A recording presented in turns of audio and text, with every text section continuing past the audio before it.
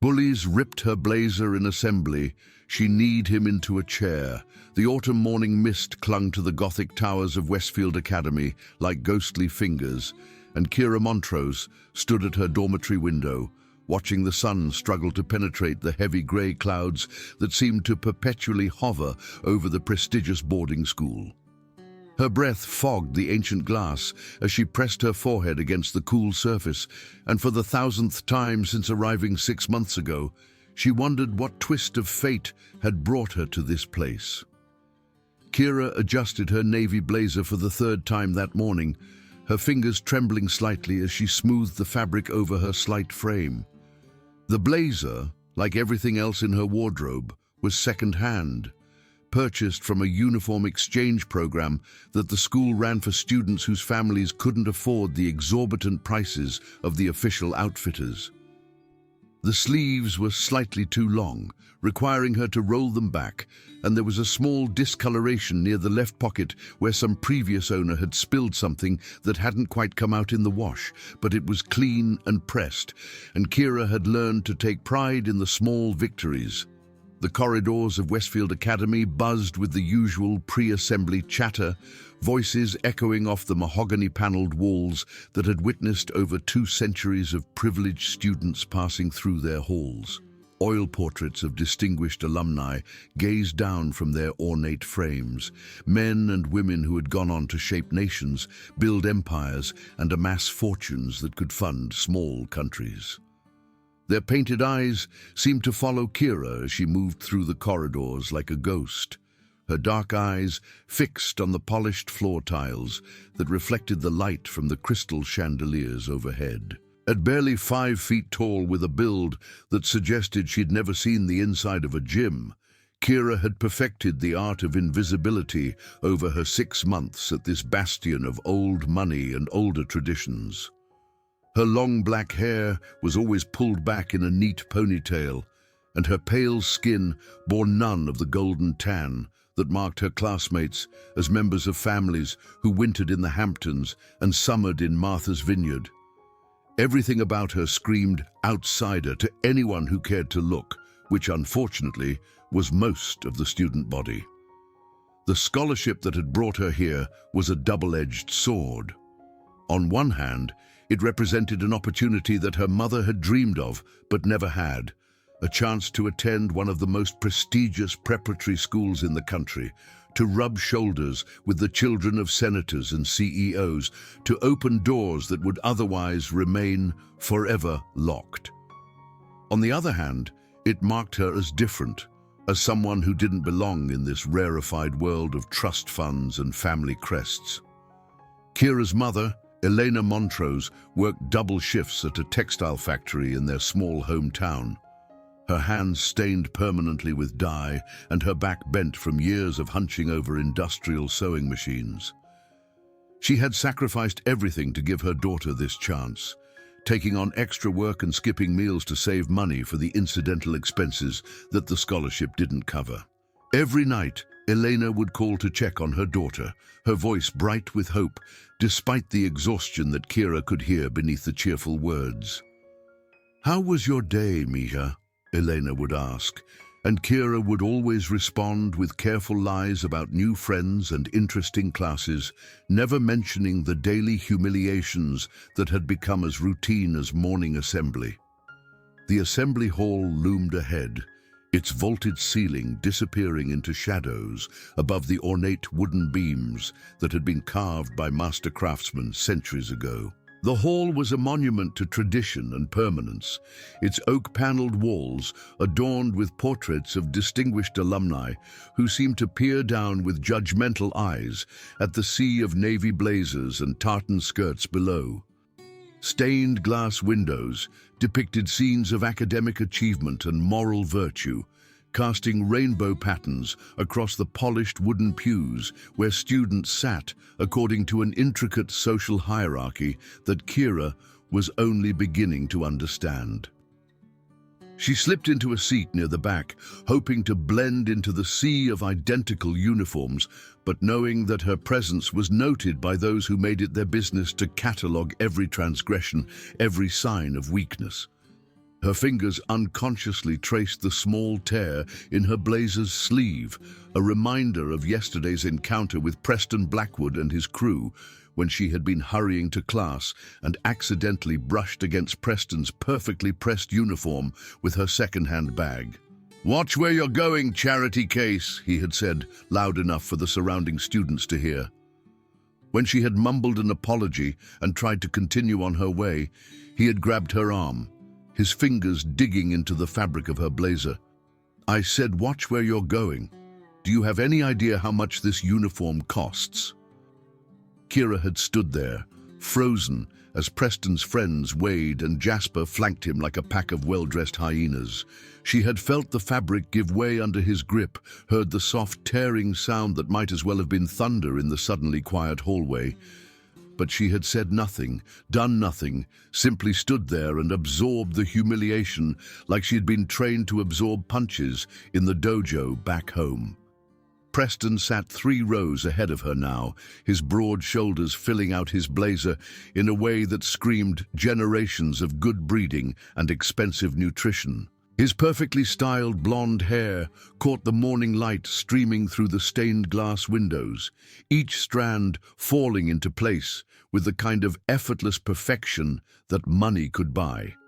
His confident posture suggested someone who had never questioned his place in the world, never wondered if he deserved the privileges that had been handed to him like birthright gifts. Everything about Preston Blackwood radiated privilege and power, from his custom-tailored uniform to the platinum watch that glinted on his wrist, a graduation gift from his grandfather, who sat on the boards of 3 Fortune 500 companies. His family's name was carved into the stone above the entrance to the science building, a donation made by his great-grandfather that had secured the family's place in academy lore. Preston walked through these halls with the confidence of ownership, because in many ways he did own them. Beside him sat his faithful Lieutenant Wade Thornton, a stocky redhead whose cruel laugh could be heard echoing through the halls on any given day. Wade's freckled face was perpetually twisted into an expression of amused malevolence, as if he found the entire world to be one elaborate joke designed for his entertainment. His family owned a chain of luxury hotels that catered to the ultra-wealthy, and Wade had inherited not only their money, but also their talent for identifying and exploiting weakness in others. The third member of their triumvirate, Jasper Knox, completed the picture with his sharp features and cold grey eyes that seemed to catalogue every weakness in their vicinity. Jasper was the son of a media mogul, and he had learned from an early age how to weaponize information and perception. He was the one who discovered which students were on scholarship, which ones had family scandals they wanted to hide, which ones could be useful and which ones could be destroyed. His cruelty was more subtle than his companions, but no less devastating. Together, the 3 of them formed an unofficial ruling council over the social hierarchy of Westfield Academy. They decided who was accepted and who was ostracized, who would be invited to the exclusive parties, and who would spend their weekends alone in their dormitory rooms. They were judge, jury, and executioner in the intricate social ecosystem of the school, and they wielded their power with the casual ruthlessness of those who had never known what it meant to be powerless. "Settle down, everyone," announced Headmaster Brennan from the podium, his voice carrying easily through the vaulted space with the practiced authority of someone who had been commanding attention for over 3 decades. The headmaster was a tall, distinguished man in his 60s, with silver hair and wire-rimmed spectacles that gave him the appearance of a benevolent scholar. His reputation as an educator was impeccable, and his ability to manage the egos and expectations of the wealthy families who sent their children to Westfield was legendary. "Before we begin today's announcements," he continued, adjusting his spectacles as he consulted his notes, "I'd like to remind you all that Westfield Academy prides itself on fostering an environment of respect and mutual support. We are not merely an institution of learning, but a community bound together by shared values and common purpose. Kira almost laughed at the irony, the sound catching in her throat like a bitter pill. Respect and mutual support were foreign concepts when it came to her daily existence here, as foreign as the trust funds and family connections that seemed to grease every social interaction she witnessed. She thought back to her first day, when she'd accidentally bumped into Preston in the dining hall while carrying her lunch tray with hands that shook from nervousness and exhaustion. The collision had been minor, barely a brush of shoulders, but Preston had reacted as if she had personally insulted his ancestors. The look of disgust that had crossed his perfectly symmetrical features when he'd taken in her second-hand uniform and nervous demeanor had set the tone for everything that followed. He had looked at her like she was something unpleasant that had stuck to the bottom of his expensive shoes, something to be scraped off and forgotten. "Watch where you're going," he had said, his voice carrying the casual authority of someone accustomed to being obeyed. "Do you have any idea who I am?" Kira had mumbled an apology, her face burning with embarrassment as she noticed the dining hall gradually falling silent around them. Other students had begun to turn and stare, sensing drama in the way that teenagers always did. She had tried to clean up the minor spill from her tray, but Preston had stepped back as if she might contaminate him with her presence. "Pathetic," he had said, loud enough for everyone to hear. "They'll let anyone in here these days." That had been the beginning. Since then, Preston and his crew had made it their mission to remind her daily of her place in their carefully ordered world. They accidentally bumped into her in hallways, knocked books from her hands, and made loud comments about scholarship students whenever she was within earshot. They never did anything that could be clearly identified as bullying. They were too sophisticated for such crude tactics, but they created an atmosphere of constant, low-level hostility that wore her down like water against stone. "Now then," Headmaster Brennan continued, his voice pulling Kira back to the present, "I'd like to call attention to our upcoming winter formal. This year's theme is Enchanted Evening, and the event will be held in the Grand Ballroom on December 15th. Committee sign-ups will be posted outside the main office for those students interested in helping with decorations, music selection, and other arrangements." Kira's heart skipped a beat at the mention of the dance, a flutter of hope rising in her chest despite her best efforts to suppress it. She'd been secretly hoping that Marcus Rivera, the quiet boy from her advanced literature class, might ask her to the dance. Marcus had kind brown eyes and a gentle smile that made her stomach flutter whenever he looked her way, and he was one of the few students who actually acknowledged her existence with something approaching respect. Marcus came from a family of educators.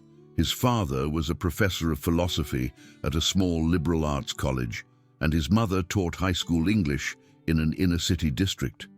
They weren't wealthy by Westfield standards, but they had saved and sacrificed to give their son the opportunities that the academy could provide. Marcus understood what it meant to be an outsider in this world of privilege, and perhaps that was why he had always been kind to Kira when others treated her as invisible. In advanced literature, they had been paired together for a project on the social commentary in Dickens' novels, and Kira had been amazed by Marcus's insight and sensitivity. He saw connections between the literature they studied and the real world around them, and he wasn't afraid to challenge the easy assumptions that many of their classmates made about poverty and privilege. When he spoke about the struggles of Dickens' characters, Kira could see that he understood them not as abstract literary concepts, but as real human experiences. The way Dickens writes about the divide between social classes, Marcus had said during one of their study sessions in the library, "It's not really about the past, is it? It's about now. It's about places like this." Kira had looked up from her notes, surprised by his directness. Most students at Westfield either pretended that social inequality didn't exist or treated it as an abstract problem to be solved by others. But Marcus seemed to understand that it was real and immediate and all around them. "You think so?" she had asked, genuinely curious about his perspective. "I know so," he had replied, his brown eyes serious behind his wire-rimmed glasses. "Look around this place. Look at who's here and who isn't. Look at who gets to speak and who stays silent. Dickens would have had plenty to write about if he'd visited Westfield Academy." That conversation had stayed with Kira for weeks, replaying in her mind during the long hours when she lay awake in her narrow dormitory bed, listening to her roommate's steady breathing and wondering how her life had become so complicated. Marcus saw things that others missed, and more importantly, he wasn't afraid to acknowledge what he saw. In a place where willful blindness was often a survival strategy, his honesty was both refreshing and dangerous. "Hey, Montrose." Wade's voice cut through her daydream like a blade, jolting her back to the reality of the assembly hall. He had turned around in his seat, his freckled face twisted into the familiar sneer that she had come to dread. His green eyes glittered with malicious amusement, and Kira could see Preston and Jasper leaning in to hear whatever cruelty he was about to unleash. "Still dreaming about the dance?" Wade continued, his voice pitched just loud enough to carry to the students sitting nearby. "Who's gonna take you? The janitor. I bet he's more your speed." The comment hit like a physical blow, but Kira kept her expression carefully neutral. She had learned through painful experience that reacting only made things worse, that any sign of hurt or anger would be seized upon and amplified until it became the entertainment for half the student body. Instead, she focused on her breathing, drawing on the techniques that Master Chen had taught her during her years of training at the small dojo back home. Master Chen's dojo had been a refuge for Kira since she was 8 years old. A small, humble building squeezed between a dry cleaner and a convenience store in the least fashionable part of town. The walls were covered with mirrors and inspirational posters, and the floors were worn smooth by decades of students practicing their forms. It smelled of sweat and determination, and the jasmine tea that Master Chen brewed in the small office behind the training area. Chen Wei had immigrated to America from Taiwan in the 1970s, carrying with him a lifetime of martial arts training and a philosophy that emphasized discipline, respect, and the careful control of one's own power. He was a small man, barely taller than Kira herself, but he moved with the fluid grace of someone who understood every muscle in his body and exactly how to use it. His dark eyes missed nothing, and his quiet voice commanded attention in a way that shouting never could. "True strength," he had always said, "comes from knowing when not to fight. A warrior's greatest victory is the battle they never have to wage."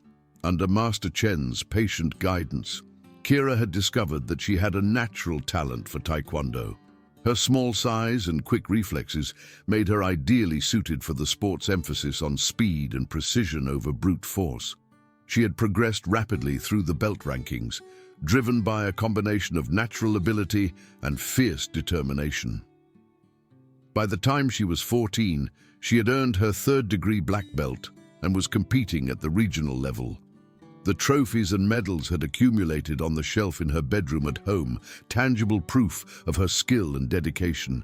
She had won the state junior championship 3 years running, and Master Chen had begun to talk about the possibility of competing at the national level. Her spinning kicks were legendary among the students at the dojo, and she had once broken 3 boards with a single technique during a demonstration for parents and prospective students.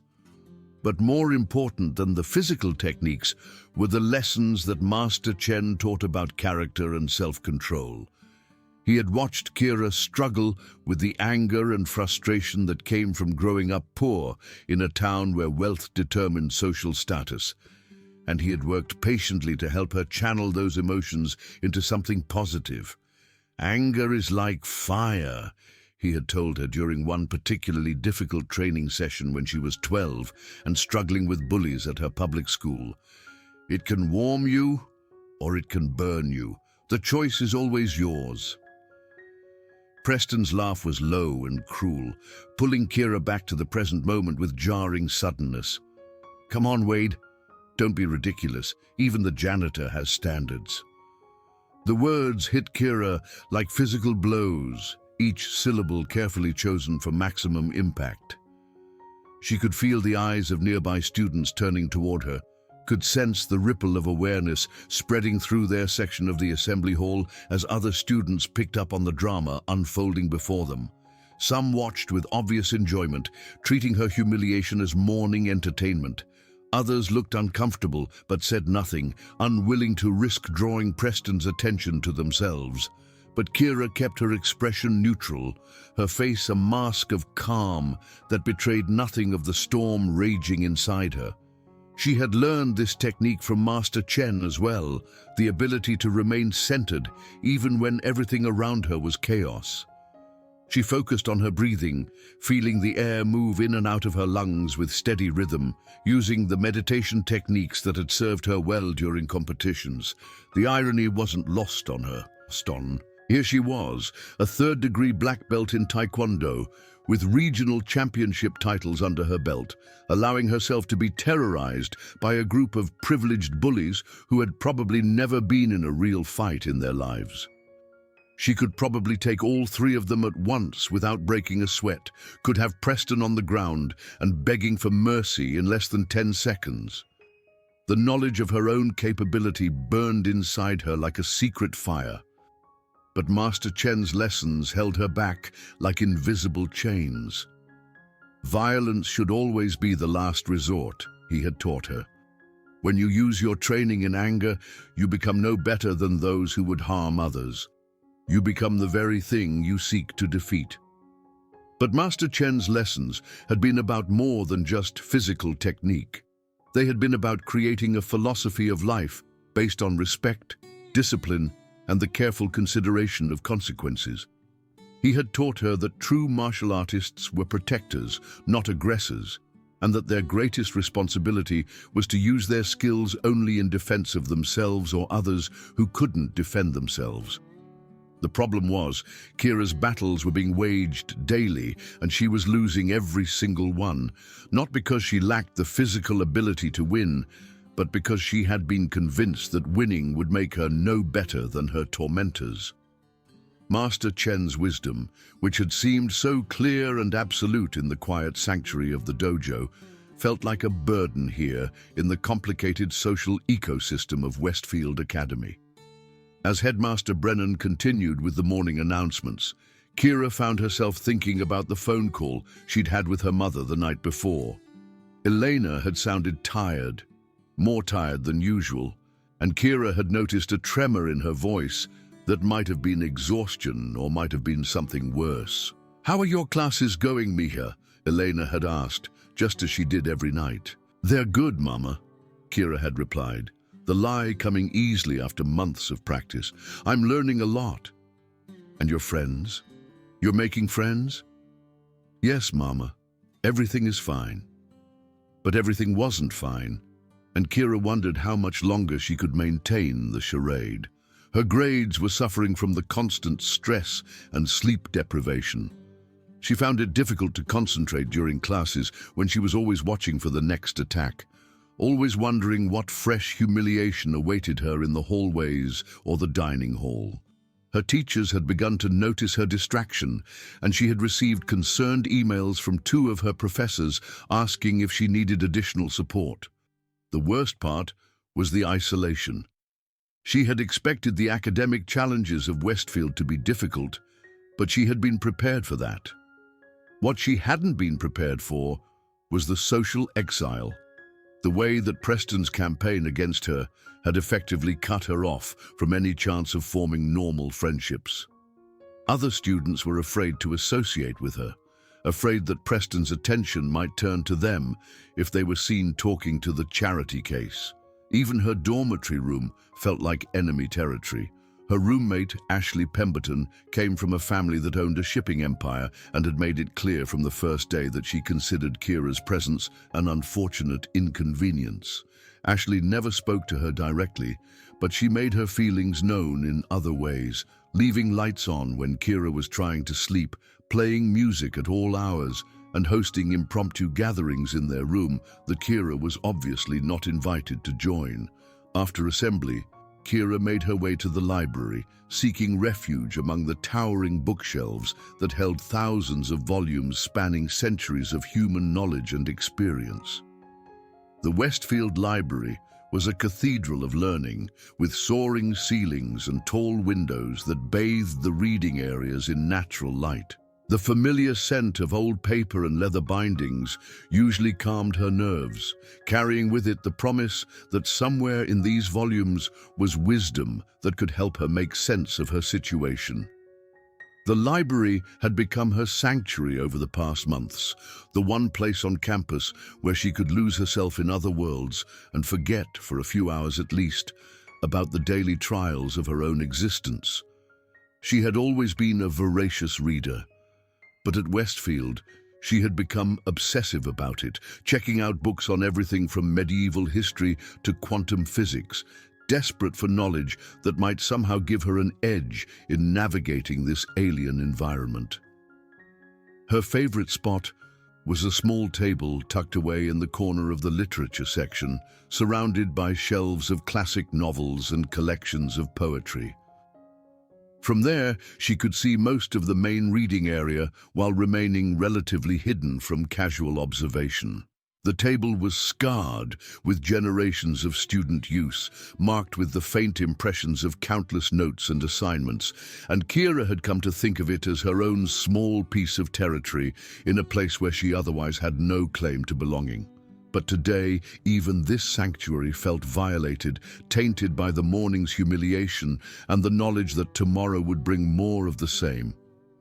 She had barely settled into her usual chair when she heard footsteps approaching across the polished wooden floor, the soft sound echoing slightly in the hushed atmosphere of the library.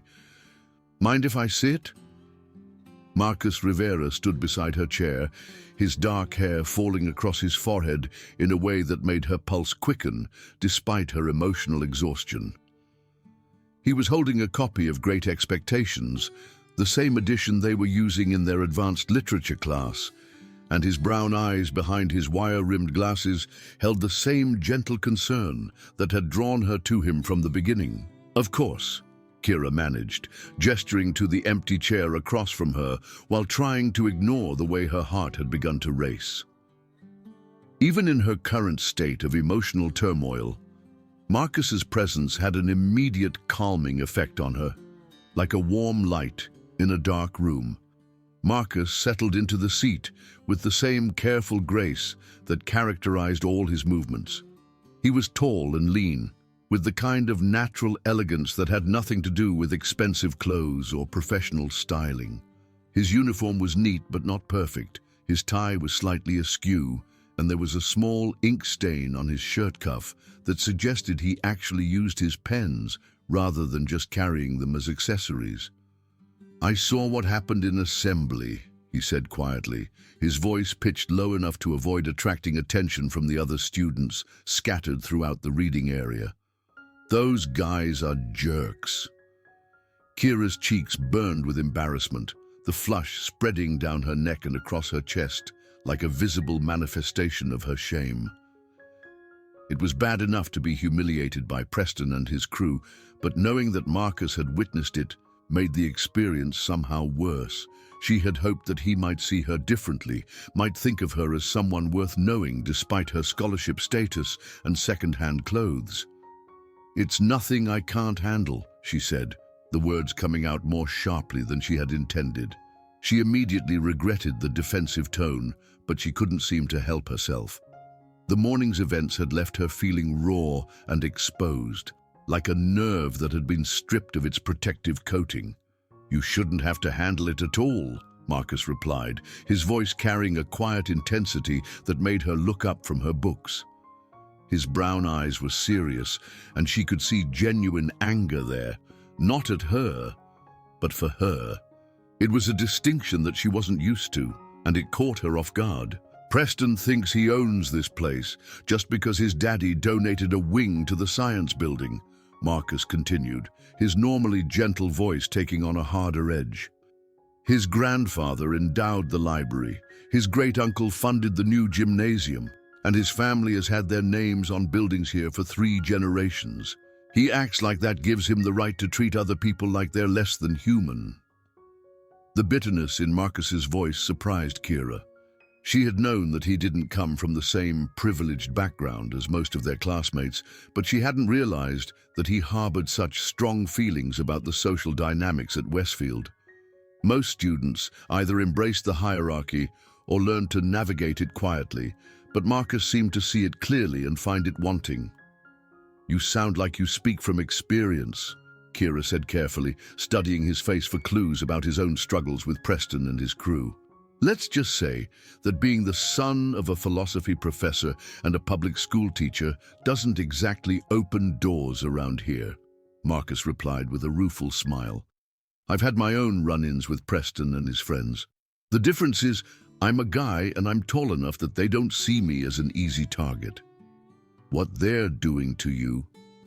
He paused, searching for the right words. "It's deliberate and it's cruel and it's wrong." For a moment, Kira allowed herself to imagine what it would be like to have someone stand up for her, to not face each day feeling like prey in a world full of predators. The fantasy was dangerous.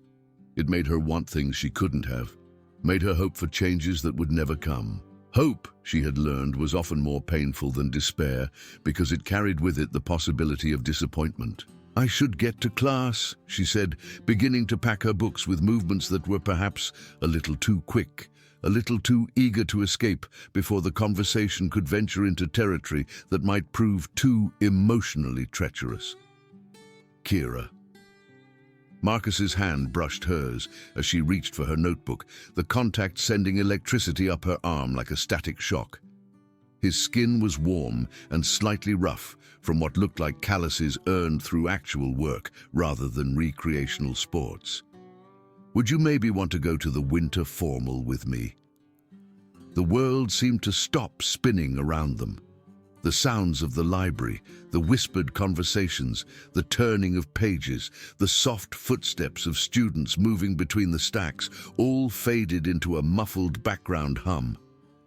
Kira stared at him, certain she had misheard, her mind struggling to process words that seemed too good to be true.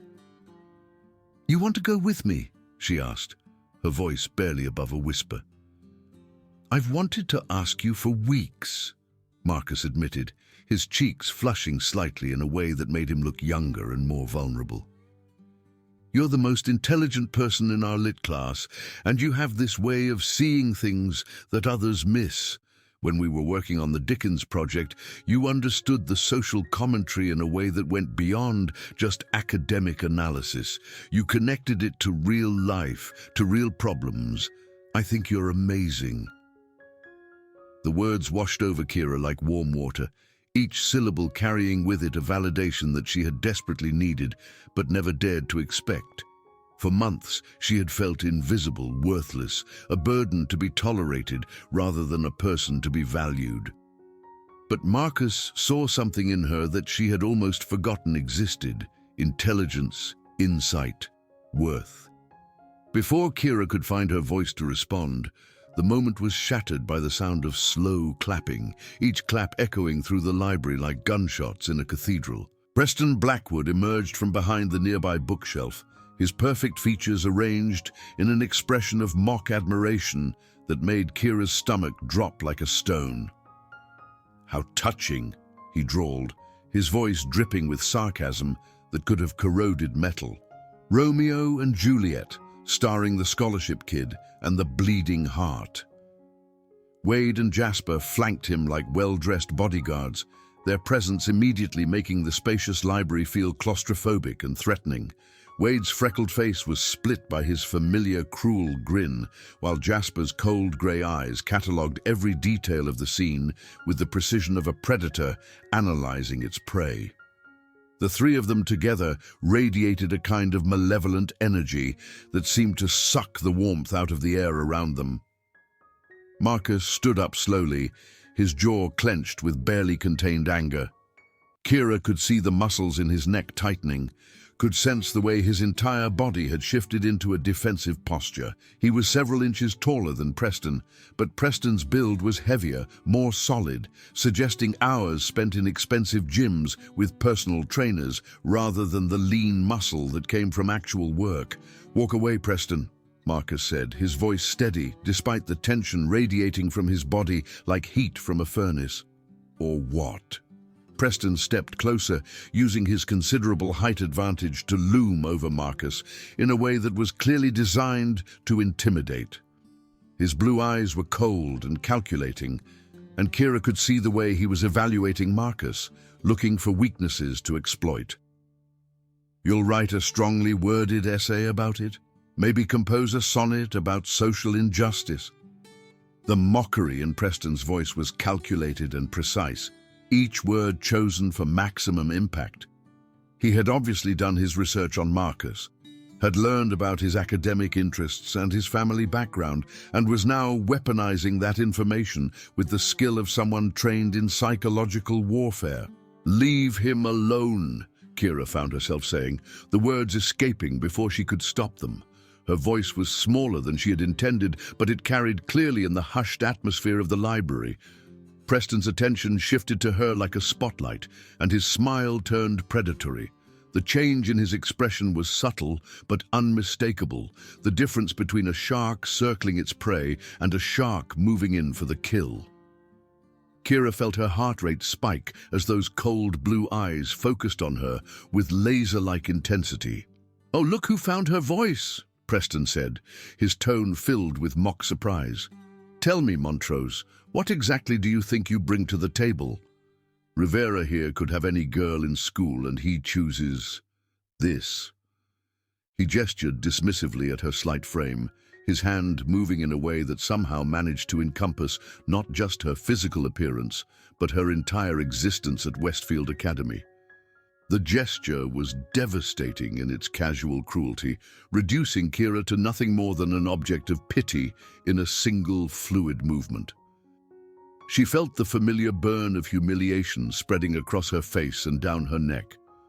But this time, it was accompanied by something else, a cold anger that she hadn't felt since her early days at Master Chen's dojo, when older students had tried to intimidate her with their size and experience. "She's worth 10 of you," Marcus shot back, stepping protectively in front of Kira. His voice was tight with anger, and she could see his hands clenching into fists at his sides. The protective gesture was instinctive and genuine, and it made something warm unfurl in Kira's chest, despite the danger of their situation.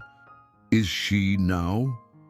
Preston's voice took on a dangerous edge, the conversational tone somehow making it more menacing than if he had shouted. "We'll see about that." The threat hung in the air between them like a poisonous cloud, heavy with implications that none of them needed to have spelled out. Preston didn't make idle threats. His reputation at Westfield was built on his ability to follow through on his promises, whether they involved social advancement for those who pleased him or social destruction for those who crossed him. The confrontation ended there, but Kira knew it was far from over. Preston Blackwood didn't make idle threats, and she had just painted a target on both herself and Marcus. As she watched the three bullies walk away, she could see them already planning their next move, their heads bent together in whispered conference. "I'm sorry," Marcus said quietly, his hand finding hers and squeezing gently. "I didn't mean for that to happen."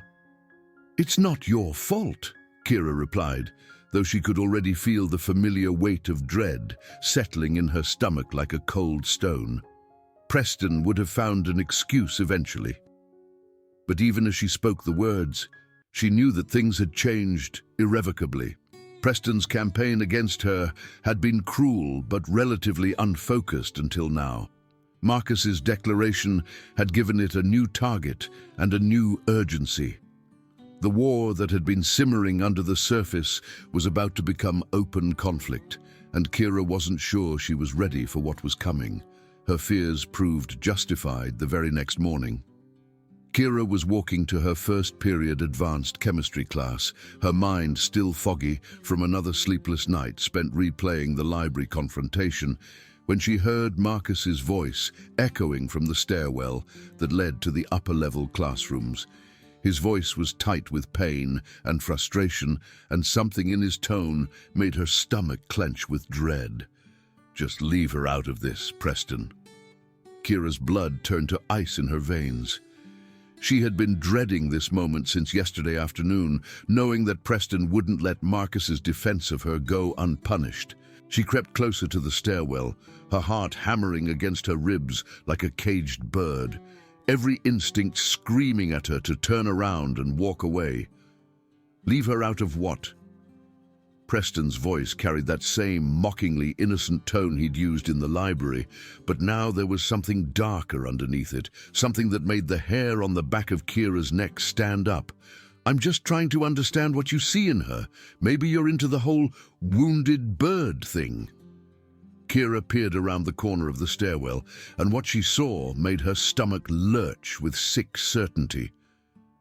Marcus was backed against the wall, his usually neat uniform disheveled and his dark hair falling across his forehead, in a way that suggested he had been running his hands through it. Preston and his crew formed a semicircle around him, their positioning casual but clearly threatening. Wade held Marcus's backpack in his hands, casually tossing his books and papers down the stairs one by one. Each textbook hit the steps with a loud thump that echoed through the stairwell, and loose papers fluttered down like wounded birds. Kira could see Marcus's carefully written notes scattering across the polished stone steps, hours of work destroyed in a matter of seconds. "You know what I think?" Preston continued, his voice taking on a conversational tone that somehow made it more menacing than if he had shouted. "I think you asked her to the dance as some kind of charity case. Poor little scholarship girl, all alone and friendless. St. Marcus riding to the rescue." "That's not true," Marcus said through gritted teeth, his hands clenched into fists at his sides. Kira could see the muscles in his jaw working as he struggled to control his temper, could see the way his entire body was coiled with suppressed anger. "No. Then prove it." Preston stepped closer, his smile sharp as broken glass. "Take someone else to the dance, someone more suitable to your station. Ashley Pemberton, perhaps, or maybe Catherine Whitfield, girls who actually belong here." The casual cruelty of the suggestion hit Kira like a physical blow. Preston wasn't just threatening Marcus. He was offering him a way out, a chance to save himself by abandoning her.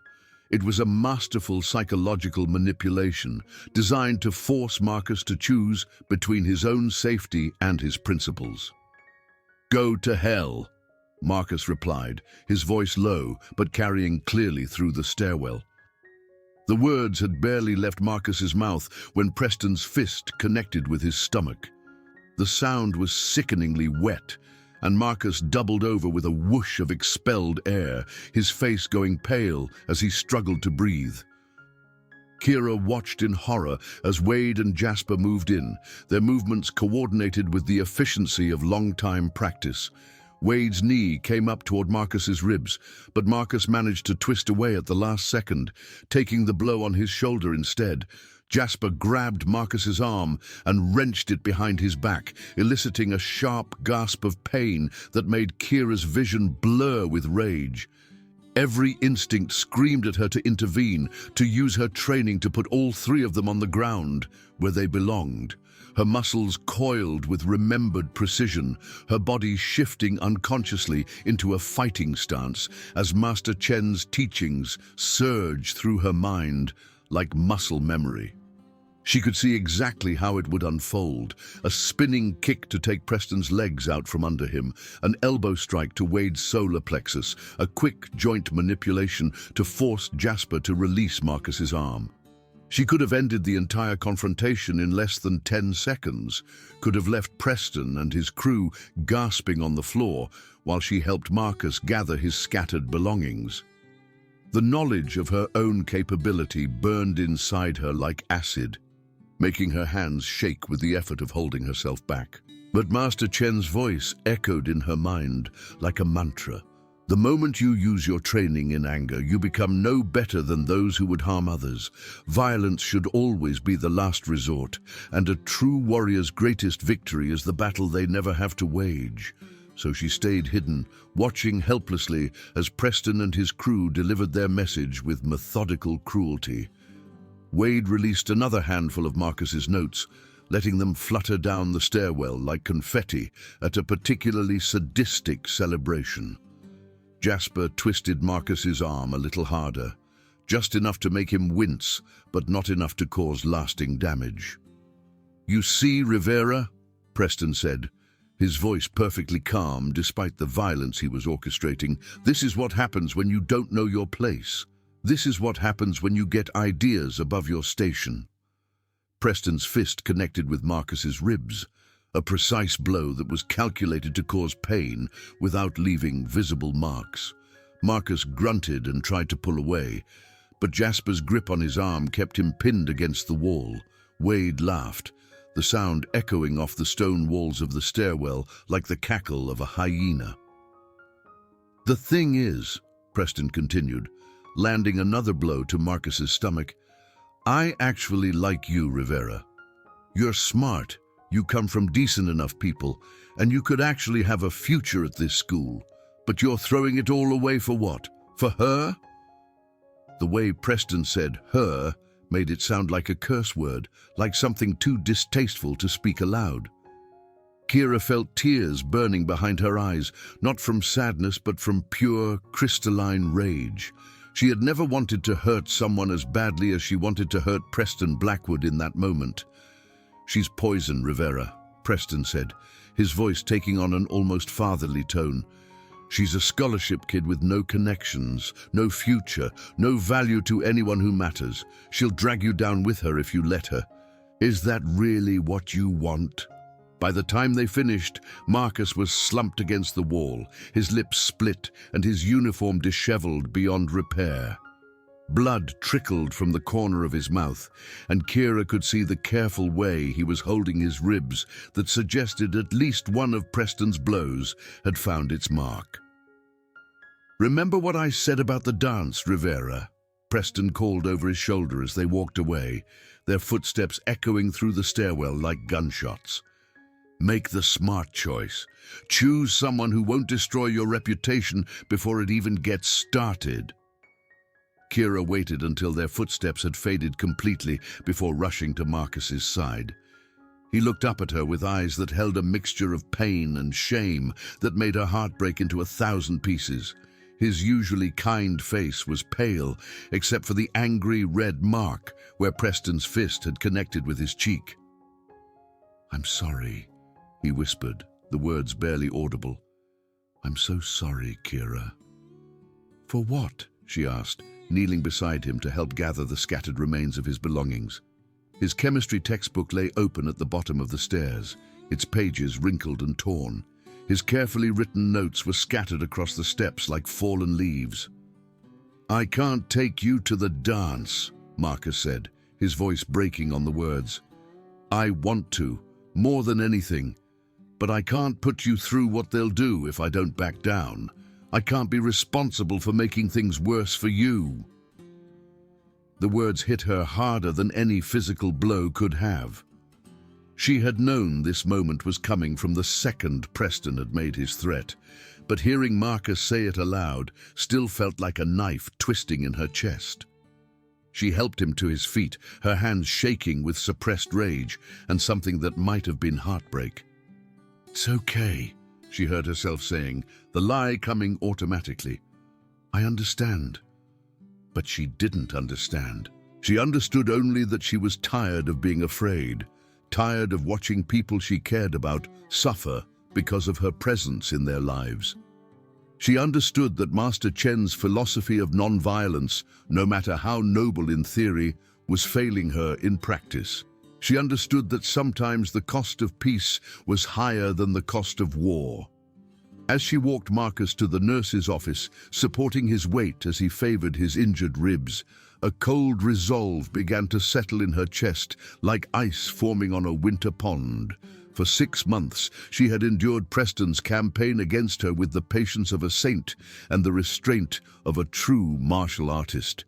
She had turned the other cheek, walked away from confrontations, and absorbed humiliation after humiliation in the name of taking the high road. But watching Marcus pay the price for showing her kindness had crystallized something inside her, had transformed her simmering resentment into something harder and more focused. Preston Blackwood thought he could terrorize her with impunity, thought he could hurt the people she cared about without consequence. He was about to learn that he was wrong. The breaking point came 2 weeks later, during what should have been a routine morning assembly.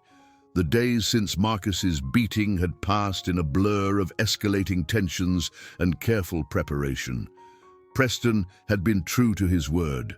Marcus had been systematically isolated from his former friends, excluded from study groups, and subjected to a campaign of subtle social pressure that left him sitting alone at meals and walking the halls like a ghost. Kira had spent those 2 weeks lying awake at night, replaying every humiliation, every moment of helplessness. She had spent hours in her dormitory room, stretching and practicing her forms with the kind of focused intensity that she hadn't felt since her competition days. Her body remembered what it meant to be strong, remembered the precise application of force and the careful timing that separated a true martial artist from someone who simply knew how to throw a punch. She had been running late that morning, having spent the night lying awake and staring at the ceiling, while her roommate Ashley's steady breathing provided a soundtrack to her racing thoughts. The digital clock on her desk had seemed to mock her with its relentless progression toward dawn, each minute bringing her closer to another day of psychological warfare. She slipped into the assembly hall just as Headmaster Brennan was beginning his remarks about the upcoming winter formal. Her heart still racing from her hurried trip across campus, the familiar weight of her blazer settled across her shoulders as she made her way toward an empty seat, and she barely registered the way conversations died as she passed. She had barely taken her seat when she felt someone grab the back of her blazer with fingers that dug into the fabric like claws. Before she could react, there was a loud ripping sound that seemed to echo through the entire hall like thunder in a cathedral. The fabric tore cleanly down the back seam, the sound sharp and final, leaving her sitting there in her thin white blouse while her ruined blazer hung in tatters around her shoulders. The silence that followed was deafening, more oppressive than any sound could have been.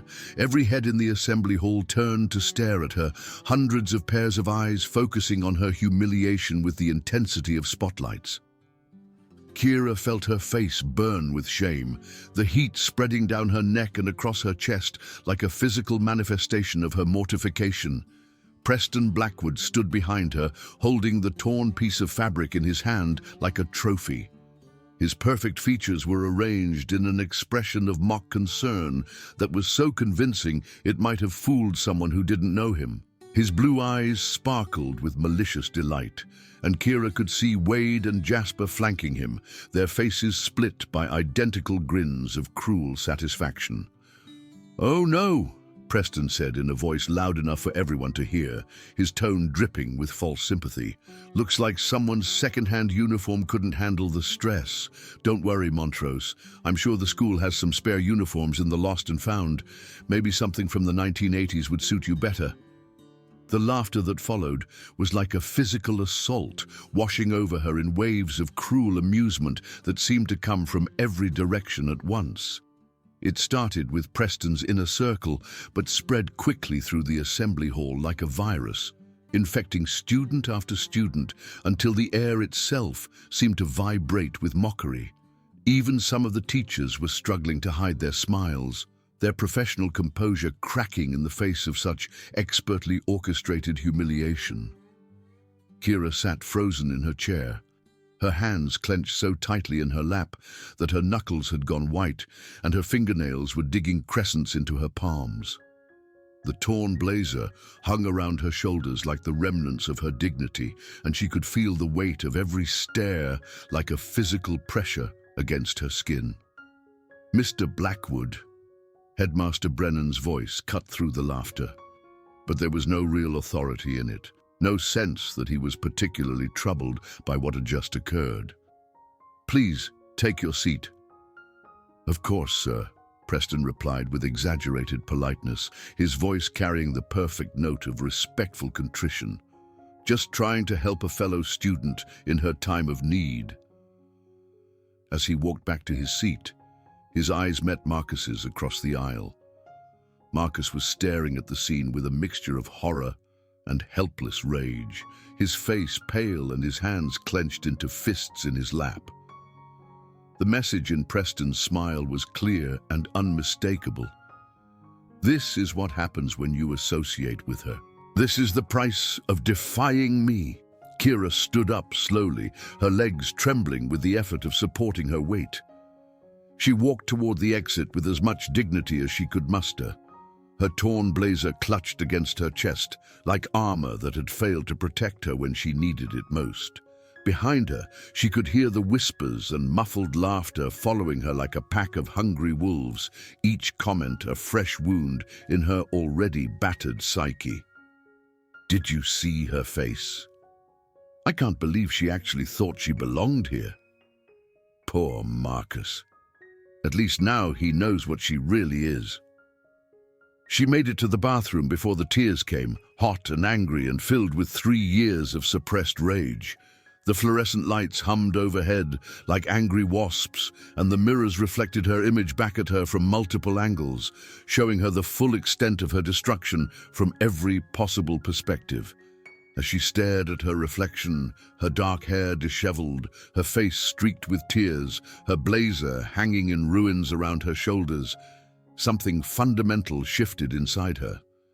The girl looking back at her from the mirror was not the confident martial artist who had dominated the competition circuit back home.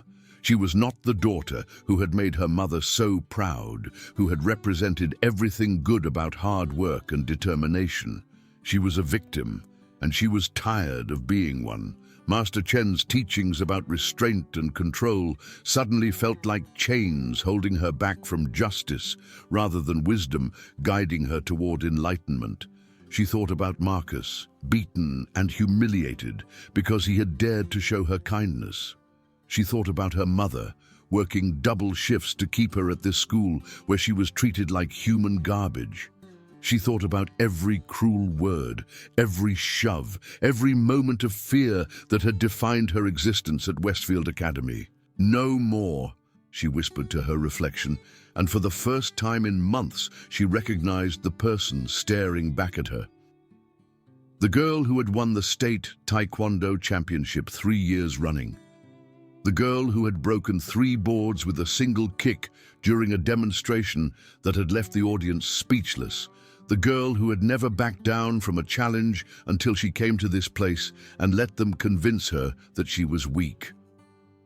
Kira Montrose spent the rest of that day in careful preparation, moving through her classes like a sleepwalker while her mind worked with cold precision. She went to her dormitory room and changed into a fresh uniform, but this time she moved with purpose, with the kind of focused intensity that had once made her untouchable on the competition circuit. She tied her hair back in a tight ponytail and spent an hour stretching and practicing her forms, feeling her body remember what it meant to be strong.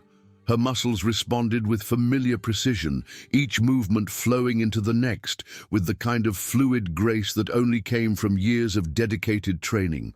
She practiced her kicks until her legs burned, practiced her strikes until her knuckles ached, practiced her blocks until her arms moved faster than thought itself. As she moved through the familiar patterns, she felt something inside her awakening, something that had been sleeping for too long, something that Preston Blackwood and his crew were about to meet for the first time. The scared little girl who had been terrorized for 6 months was gone, replaced by someone harder and more dangerous.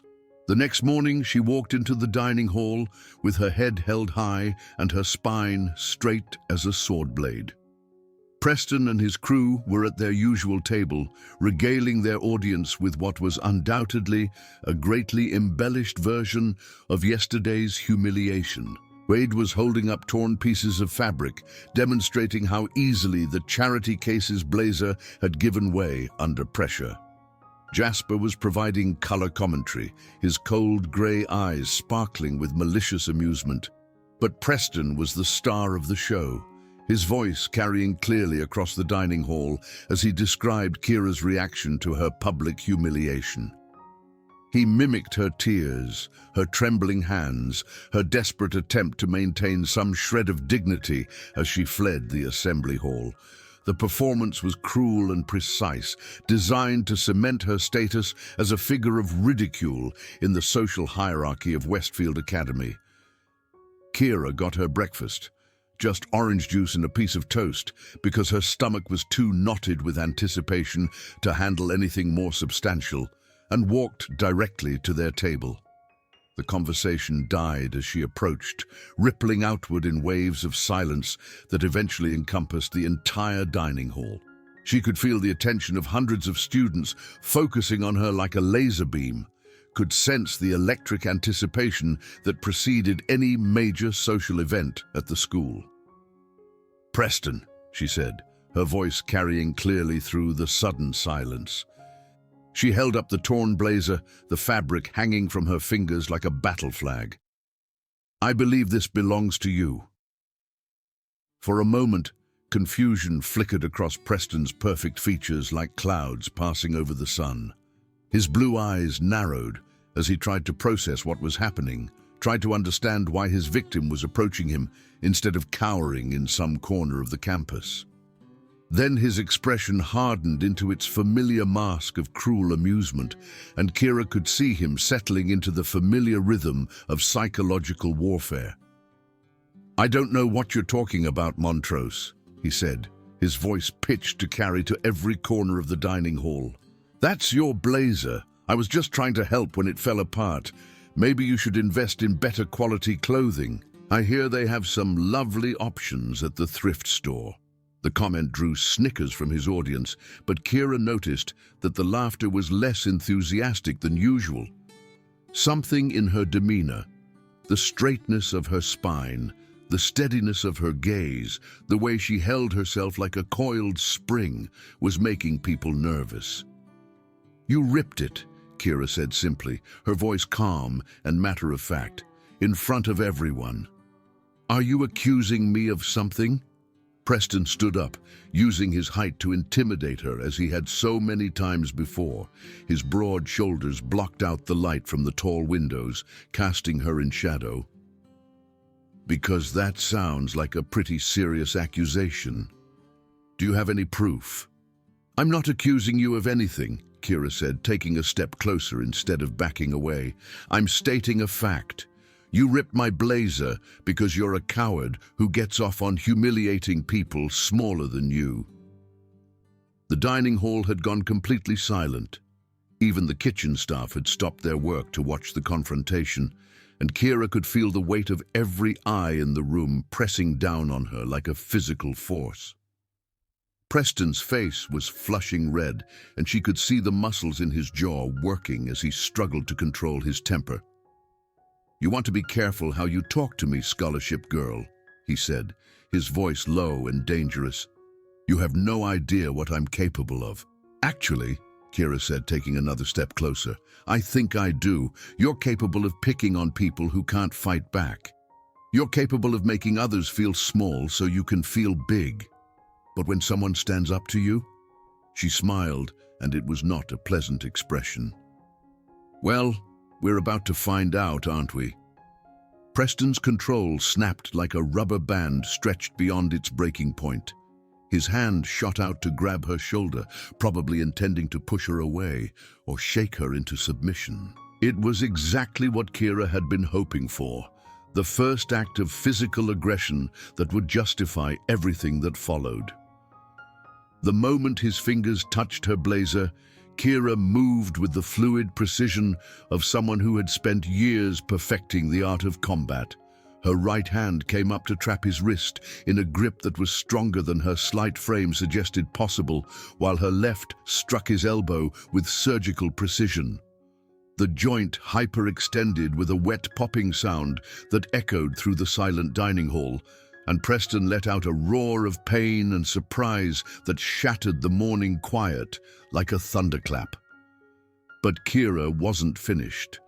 As Preston instinctively pulled back, trying to escape the iron grip that held his wrist, she stepped forward and drove her knee up into his solar plexus with the kind of precise timing that only came from years of competition-level training. The air rushed out of his lungs in a whoosh, and he doubled over, gasping and clutching his stomach while his face went pale as parchment. Wade and Jasper started to move, but Kira was already spinning to face them, her body flowing from one technique to the next with the kind of seamless grace that made martial arts look like a deadly dance. Her legs swept out in a perfect arc, catching Wade behind the knees with enough force to send him crashing backward into a table laden with breakfast dishes. Plates and cups scattered and clattered to the floor in a symphony of breaking ceramic and spilling juice, and Wade went down hard, his head striking the table edge with a dull thud that made several nearby students wince in sympathetic pain. His freckled face went slack with shock, and Kira could see his eyes struggling to focus as he tried to process what had just happened to him. Jasper hesitated for just a moment, long enough to see his two companions writhing on the floor, long enough to reassess the situation and realize that he was facing something far more dangerous than a helpless scholarship student. But that moment of hesitation was all Kira needed to close the distance between them. Her palm strike caught him in the center of his chest, directly over his sternum, with enough force to send him stumbling backward like a marionette whose strings had been cut. He tried to regain his balance, his arms windmilling frantically as he fought against gravity and momentum. But Kira was already there, her legs sweeping his feet out from under him with the kind of textbook technique that would have made Master Chen proud. Jasper hit the floor with a crash that shook the entire dining hall, his head bouncing off the polished hardwood with a sound like a melon hitting pavement. He lay there staring up at the vaulted ceiling with a look of complete bewilderment, as if he couldn't quite believe that the natural order of things had been so thoroughly overturned. The whole exchange had taken less than 10 seconds. Preston was still gasping for breath, his face pale and his eyes wide with shock as he clutched his hyperextended elbow. Wade was groaning on the floor beside the overturned table, surrounded by the wreckage of what had been a perfectly arranged breakfast setting. Jasper was flat on his back, blinking slowly as he tried to remember how to breathe properly. Kira stood in the center of the chaos, her breathing barely elevated, her posture relaxed, but ready for whatever might come next. Her uniform was still perfectly pressed, her hair still neatly pulled back in its ponytail. She looked like she had just finished a light warm-up, rather than dismantling 3 larger opponents with surgical precision. The dining hall was so quiet that the sound of her footsteps seemed to echo like gunshots as she walked over to where Preston knelt on the floor, still trying to recover from the knee strike that had emptied his lungs. She crouched down beside him, her voice soft but carrying clearly through the absolute silence that had fallen over the room. "The next time you want to humiliate someone," she said, her tone conversational, but somehow more menacing than if she had shouted, "make sure you know who you're dealing with first." Preston looked up at her, his perfect features twisted with pain and his blue eyes wide with something that might have been fear. For the first time since she'd known him, he looked exactly what he was, a frightened boy who had discovered that the world was bigger and more dangerous than he'd imagined, that there were consequences for actions he had thought would never be challenged. "You're insane," he wheezed, the words coming out in short gasps as he struggled to get air back into his lungs. "No," Kira said, standing up and smoothing down her blazer with movements that were almost ceremonial in their precision. I'm just done being your victim." She looked around the dining hall, taking in the sea of stunned faces that surrounded her like a gallery of living portraits. Marcus was staring at her with an expression of awe and something that might have been pride, his dark eyes bright with emotions too complex to name. Other students were looking at her with a mixture of fear and respect that she had never seen before, as if they were seeing her clearly for the first time. Near the faculty table, she could see Professor Williams, her advanced literature teacher, watching the scene with an expression of carefully controlled approval. Professor Williams had always treated her with more respect than most of the faculty, and Kira suspected that she understood better than most what it meant to be an outsider in this world of privilege. "Anyone else have something they'd like to say about my blazer?" Kira asked conversationally, her voice carrying easily through the continued silence. The silence stretched on, broken only by Wade's continued groaning and the sound of Preston's labored breathing. No one seemed willing to test whether Kira's demonstration had been a fluke or a preview of what she was truly capable of. Finally, one of the younger students, a small boy who looked like he might be a freshman, began to clap slowly, his hands coming together in a rhythm that seemed to echo off the walls. Then another student joined in, and another, until the entire dining hall was filled with applause that started tentative but grew stronger and more enthusiastic with each passing second. It wasn't the cruel laughter that had followed her humiliation in the assembly hall. This was something different, something that sounded like recognition and respect, and perhaps even gratitude. Kira walked over to where Marcus sat, still staring at her with wonder written across his features like a love letter.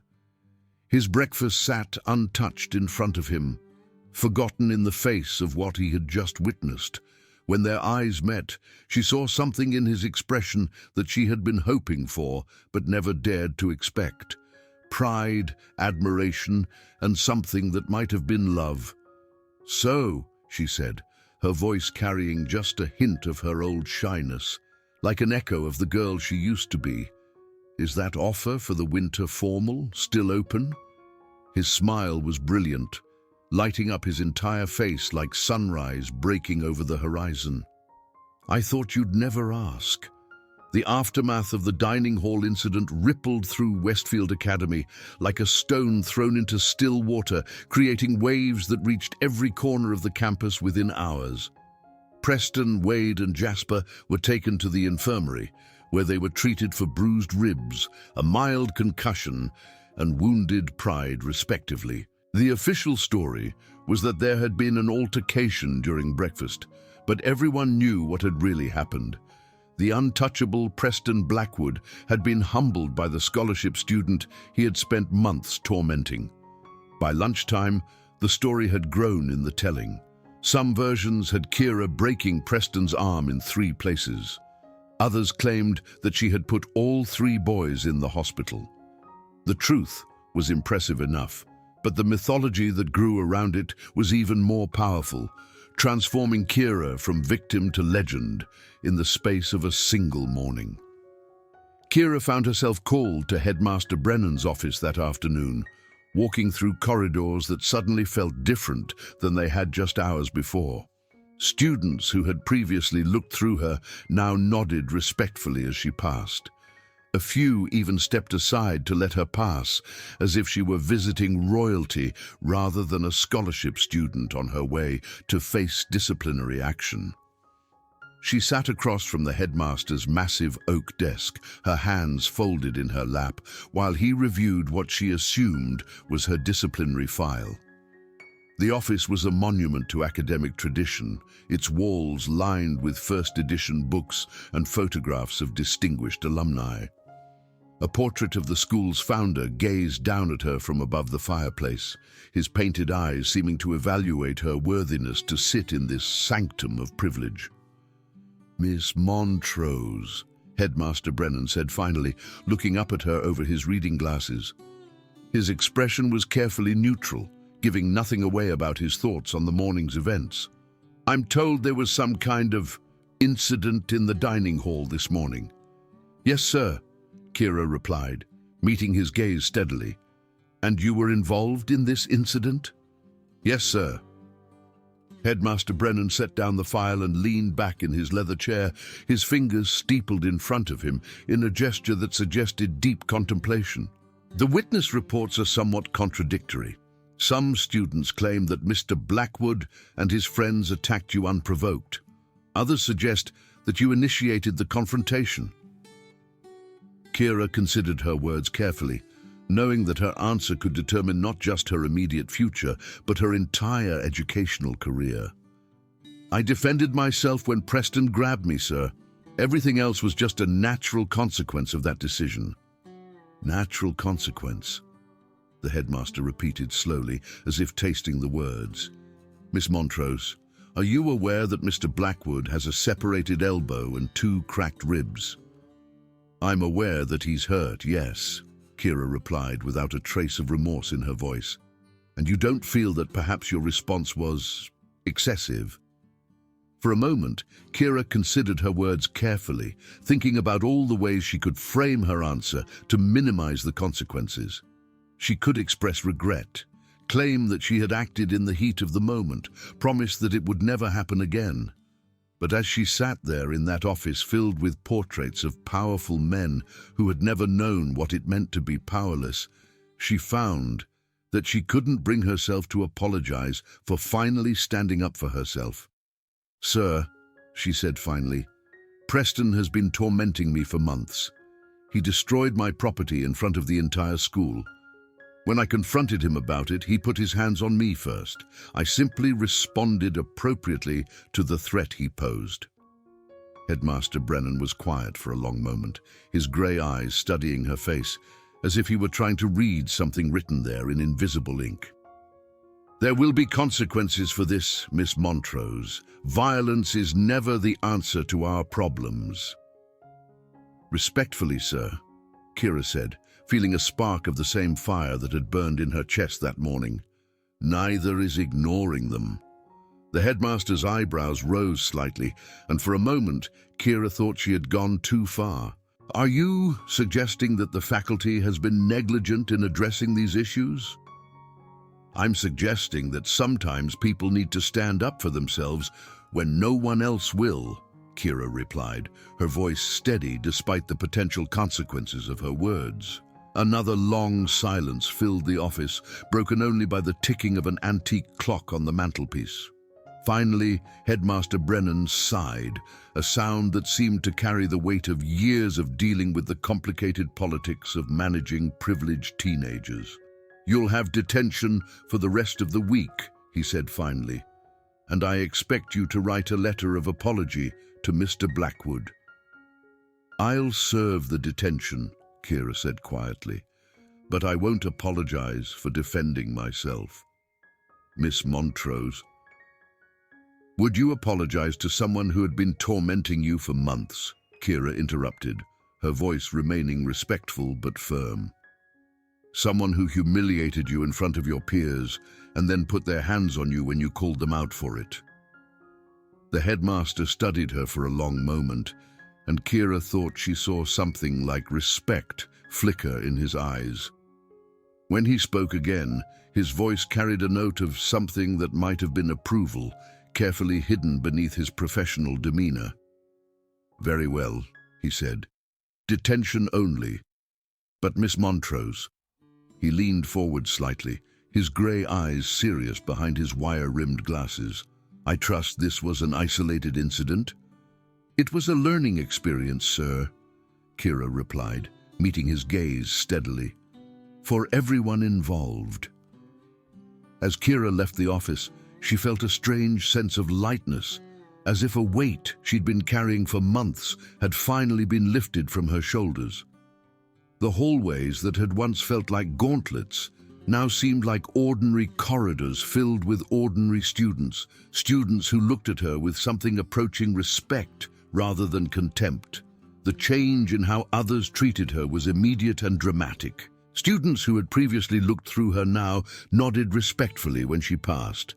A few even stopped to compliment her on her courage in standing up to Preston. The younger students in particular seemed to regard her with something approaching hero worship, as if she had done something they had all dreamed of but never dared attempt. But perhaps the most significant change was in Preston himself.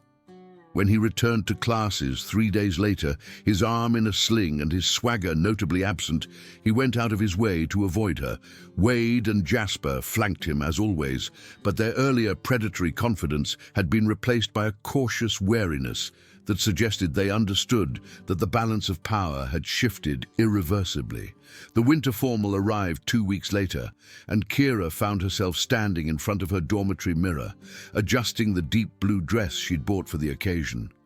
It was simple but elegant, with clean lines that flattered her slight figure and a color that brought out the warmth in her dark eyes. It had cost more than she could really afford, but her mother had insisted on sending extra money when Kira had finally told her about Marcus's invitation. "You deserve to feel beautiful, Mija," Elena had said during their nightly phone call, her voice bright with the kind of joy that Kira hadn't heard from her in months. "You've worked so hard for this." Marcus arrived to pick her up looking handsome in his black tuxedo, his face lighting up when he saw her. The formal wear transformed him from the quiet literature student into someone who looked like he belonged among the elite families of Westfield Academy, and Kira felt a flutter of pride at being his chosen companion for the evening. "You look incredible," he said, offering her his arm with the kind of old-fashioned courtesy that had first attracted her to him. "You clean up pretty well yourself," she replied, accepting the small corsage he'd brought for her, white roses with baby's breath, simple but perfect. The formal was held in the school's grand ballroom, which had been decorated with twinkling lights and elegant flower arrangements that transformed the space into something magical. Crystal chandeliers cast rainbow patterns across the polished marble floor, and tall windows draped in midnight blue silk framed views of the campus grounds under a star-filled sky. As they entered, Kira felt the familiar flutter of nervousness, but it was different now, the anticipation of someone who belonged rather than the fear of someone who didn't. The other students turned to look at them as they passed, and instead of the cruel whispers she had grown accustomed to, she heard genuine admiration for how beautiful she looked and how perfectly matched she and Marcus appeared. They danced to slow songs and fast ones, laughed at Marcus's attempts to navigate the buffet table in his formal wear, and talked about everything and nothing. For the first time since arriving at Westfield, Kira felt truly happy, truly at peace with her place in this world that had once seemed so hostile and foreign. The evening took an unexpected turn when Preston approached their table during a break between songs.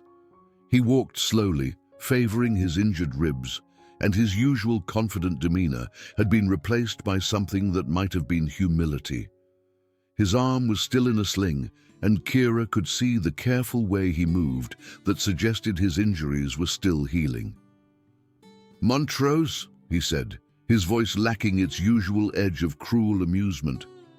"Could I talk to you for a minute?"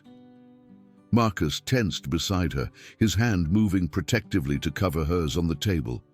But Kira placed a calming hand on his arm, her touch gentle but firm. "It's okay," she said, then looked up at Preston with the kind of steady gaze that had once intimidated her but now felt like a natural expression of her inner strength. "What do you want?" "I wanted to—" Preston paused, seeming to struggle with words that obviously came hard to him. His perfect features were marked with something that might have been genuine remorse, and for the first time since she'd known him, he looked like a real person rather than a caricature of privilege and cruelty. "I wanted to say that I'm sorry. For everything, the blazer, the comments, all of it. I was wrong." Kira studied his face carefully, looking for any sign of deception or mockery. But his expression seemed genuine, even if the words obviously came hard to him. His blue eyes, which had once held nothing but cold calculation, now showed something that might have been shame. "Why now?" she asked, genuinely curious about what had prompted this unexpected apology. Preston glanced around the ballroom, taking in the couples dancing under the crystal chandeliers, the elegant decorations, the atmosphere of celebration and joy. When he looked back at her, his expression was thoughtful in a way that she had never seen before. "Because I've had a lot of time to think about what kind of person I want to be," he said quietly. "And I realized that who I was before, that wasn't someone I could be proud of. That wasn't someone I wanted to see in the mirror every morning." "And you think an apology fixes everything?" Kira asked, her voice gentle but firm. "No," Preston said immediately, shaking his head. "I think it's just the beginning. But I had to start somewhere, and this seemed like the right place." Kira was quiet for a moment, considering his words and the obvious effort it had taken for him to approach her. The old Kira might have rejected his apology, might have told him exactly what she thought of his sudden change of heart. But the new Kira, the one who had learned that strength could be gentle as well as fierce, found herself moved by his apparent sincerity. She stood up slowly, and Preston instinctively took a step back, his body language betraying the fact that he still remembered exactly what she was capable of when provoked. But instead of the violence he was obviously expecting, she simply extended her hand in a gesture that was both gracious and commanding. "Thank you for the apology," she said, her voice carrying clearly despite the background music. "And Preston, I hope you figure out who you want to be." He stared at her outstretched hand for a moment, as if he couldn't quite believe that she was offering him this chance at redemption. Then he reached out and shook it, his grip careful and respectful in a way that suggested he understood exactly how much she was giving him. "Yeah," he said, his voice soft with something that might have been gratitude. "Me too." As he walked away, Marcus shook his head in amazement, his brown eyes wide with wonder.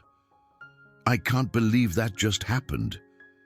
"People can change," Kira said, settling back into her chair with the kind of grace that had nothing to do with formal training and everything to do with inner peace. "Sometimes they just need the right motivation."